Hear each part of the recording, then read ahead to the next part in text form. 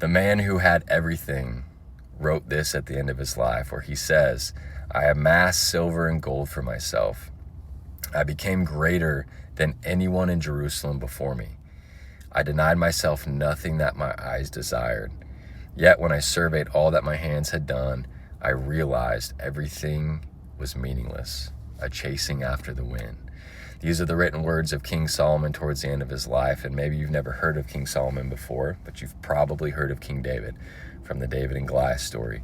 Well, Solomon was David's son and succeeded David as king over Israel. And when he did, God came to Solomon in a dream and said, ask of me anything and it will be given to you. And instead of asking for riches or fame or possessions, Solomon asked for wisdom to lead his people well. God was pleased with Solomon's request and not only granted him wisdom. Solomon's known as one of the wisest, if not the wisest person to ever live, but he also granted him riches and possessions and honor.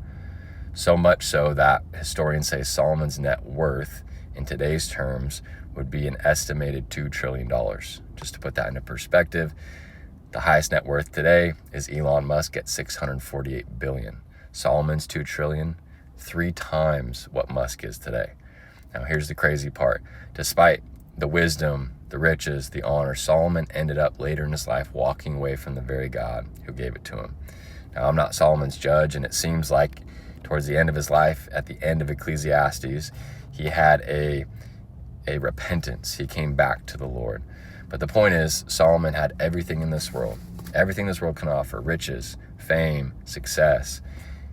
And he looked at all that stuff at the end of his life, and he realized that ultimately he was unfulfilled by any of it. What can we take from this? You can be the smartest, the most gifted, the richest person alive, successful by all worldly metrics, and yet having lived a life without God, you can look back and realize, as Solomon did, that everything was meaningless. Solomon's writings and the documentations of his life are worth studying, and not just because he had wisdom to share, but because he lived a life in part following God, with God, and in part not. He had perspective from both sides of the fence, and he was clear about one thing and all of that. The side of the fence without God will ultimately leave you unfulfilled.